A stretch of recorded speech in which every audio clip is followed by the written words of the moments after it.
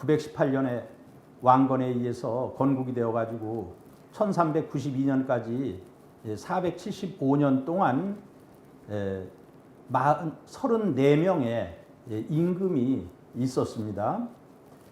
자, 첫 번째 이제 본문으로 들어가서요. 고려 태조의 후뇨 10조다. 태조 왕건이 918년부터 943년까지 26년 동안 재위에 계시는데 이제 돌아가시던 해예요. 돌아가시던 해 943년에 그 대광 벼슬에 있던 박수리를 불러가지고 그 가르침의 요점 10가지를 내려줍니다. 뭐 그 내용은 불교를 잘 위할 것, 함부로 절을 더 짓지 말 것, 왕위 계승은 적손을 원칙으로 할 것, 당풍을 따르지 말고 거란의 풍속을 배격하라 하는 것이 이제 네 번째인데요. 여기에서 이제 네 번째 것에 대한 얘기가 들어 있습니다. 태조 신성태왕 천수 2년에 태조라는 것은 묘호고요. 신성태왕은 시호입니다. 태조 신성태왕 천수 2년에 천수라는 것은 연호가 되겠죠. 918년이 원년이 되고 919년이 되겠네요. 정도우 송악지향하시고 도읍을 송악산의 남쪽에다가 정하시고, 그러니까 이제 그 이전에는 철원에 있었죠.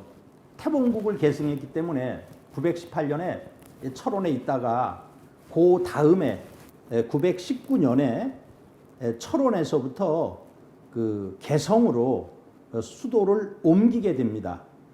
자, 송악지양, 양이라는 건 이제 산의 남쪽, 물의 북쪽, 산남 수북을 양이라고 합니다. 그 송악산의 남쪽에다 도읍을 정하시고 26년에 돌아가시던 해예요. 어제 후뇨하시니 임금께서 그 가르침의 요점 그것을 지으시니 기략활, 그 이제 대략적인 것에 이르기를, 여기에 이제 10조 중에서 4조만이 나와 있어. 4조만 언급을 하고 있어요. 4조에는 뭐가 됐냐면 이제 당풍을 따르지 말고 거란의 풍속을 배격하라 그건데요. 유아 동방이 우리 동방 조선이 우리 동방 나라가 구모당풍하야 오래전부터 당나라의 풍속을 사모해서 문물과 예학이 실준기제나 모두 그 당나라의 제도를 쫓았으나, 준이라는 건 쫓을 준자예요. 수방토에 지방이 다르고 또 토양이 땅이 다름에 그 당나라와 우리가 그 지역도 다르고 또 토양도 다르고 인성각이하니 사람의 성품이라는 것이 중국 사람과 우리나라는 각각 다르니 구필부동이니라. 구는 진실로 구자예요. 진실로 반드시 같게 할 필요는 없느니라. 이건 이제 완전 부정이거든요. 구필. 근데 이제 원본에는 불필구동이라 그랬어요. 부분 부정으로 되었어요.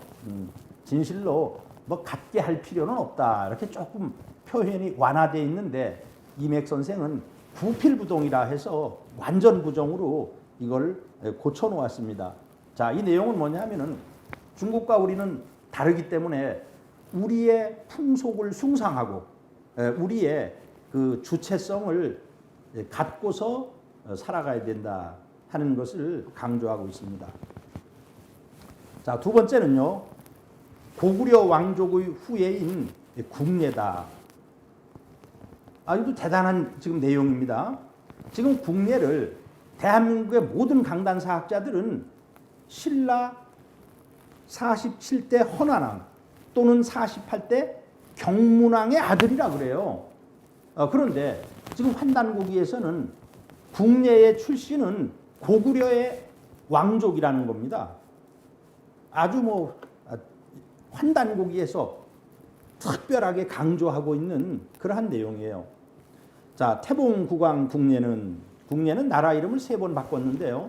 901년에는 후고구려, 904년에는 마하진단이다. 대동방이라는 뜻이겠죠. 마하는 크다는 뜻이고 진이라는 것은 진단의 준말로 보면은 대동방국 904년에 그랬고요. 그 다음에 이제 911년에 태봉이라 그랬어요.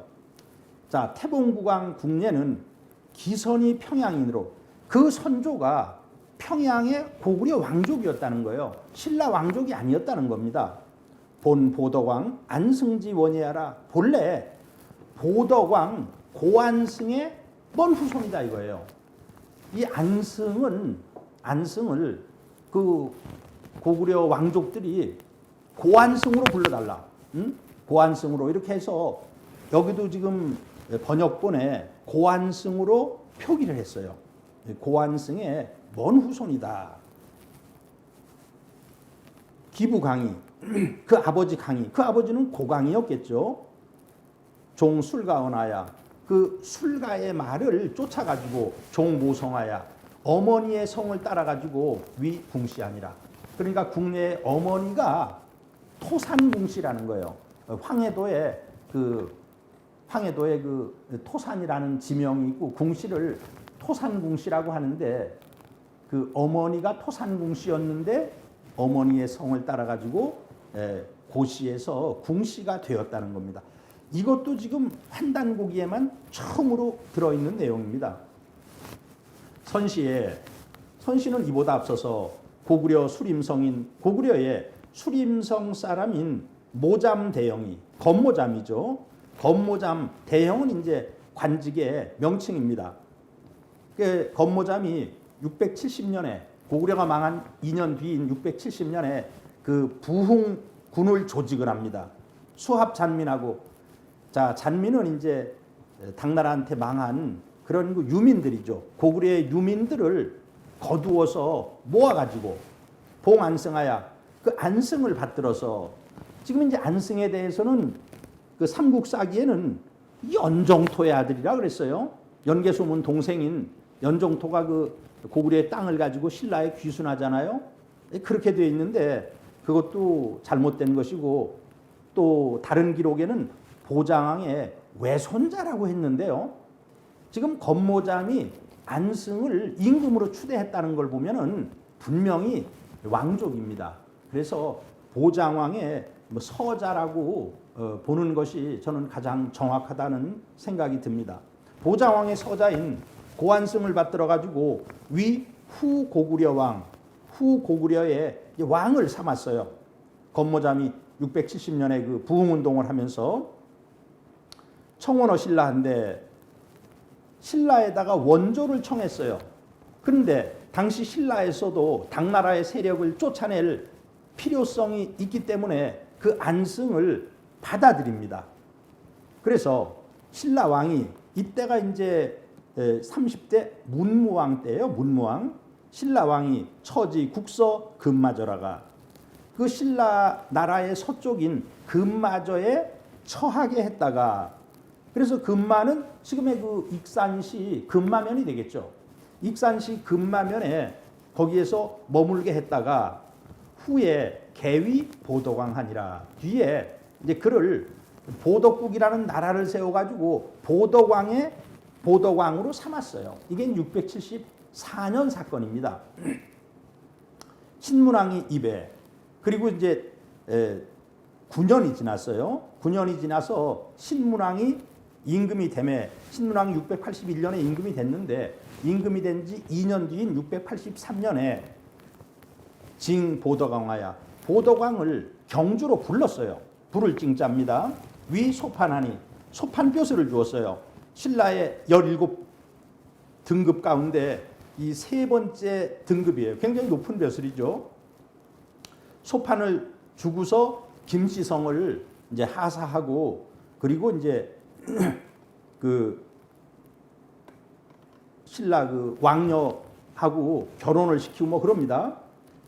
기족자 대문이 그 종족의 그 아들인 이 대문이라는 사람이 유금마저해야 이 금마저에 머물러서 모반칭왕이라가 신라의 반기를 들었어요. 우리는 고구려의 후손인데 어떻게 그 우리의 임금을 불러다가 김씨성을 주고 이 보덕국을 없애버리냐. 그래서 모반을 해서 왕이라고 칭하다가 피주하고 배임을 당하고 주는 죽을 주자 배일 주자 배임을 당하고 여중이 남은 무리들이 살 관리하고 또 관리들을 죽이고 거 보독성하여 보독성에 운거해서 우반이라가 또 반란을 일으켰다가 위 신라 소평하고 신라에 의해서 평정이 되고 자 기인어 북남 주군하니라. 그 사람들을 북남, 이때 북남은 경주 남쪽이겠죠. 경주 남쪽에 여러 주나 군에다가 그들을 이사를 시켜서 근거지를 없애버리는 거죠. 북남 주군의 그 사람들을 이주시키니라. 자, 3번 궁예의 출생과 양길과의 이제 만남이라고 제목이 되어 있는데요.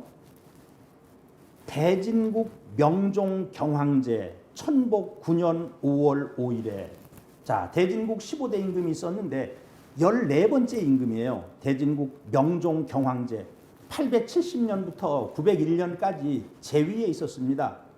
천복이 연호예요. 그러니까 9년이라면은 870년에 임금이 됐는데 즉위년 칭언법을 쓰거든요. 대진국은. 그럼 9년이라면은 878년이에요. 여러분들이 한번 요건 기억을 해 두세요. 왜 기억을 해야 되느냐면 궁예가 굉장히 어린 나이부터 이제 활약을 하거든요. 자, 왕건이 877년 정유생이고 궁예가 878년 무술생이에요. 궁예가 한 살 아래예요, 왕건보다. 자, 878년 무술년에 5월 5일에 궁예가 생어외가하니 궁예가 외가에서 생했어요.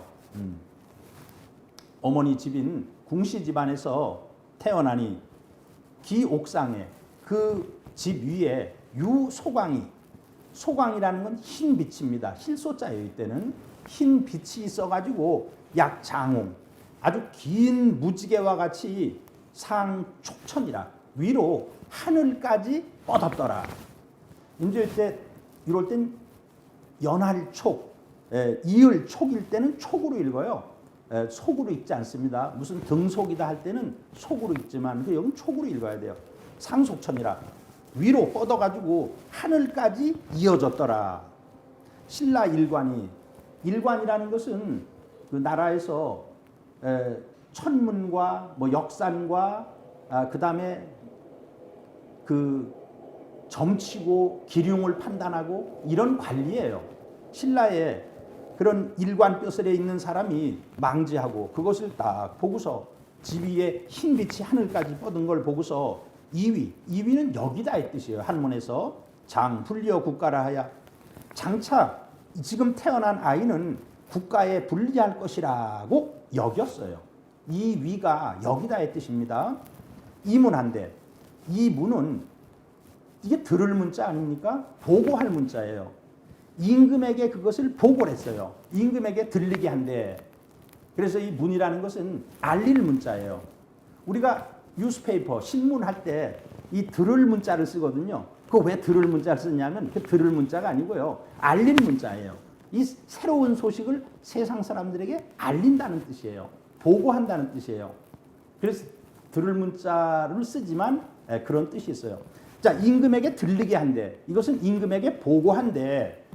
왕이 혐지하야. 왕이 꺼름직하잖아요. 그것을 꺼려가지고 사인적이가 하야.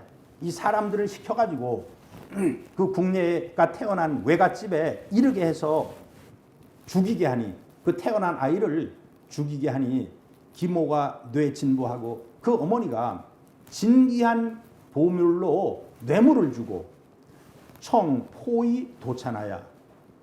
그 아기를 안고서 도망가기를 청했어요. 청해가지고 구로 양육하고 그래서 도망을 가서 아주 고생을 하면서 힘들게 궁예를 양육을 합니다.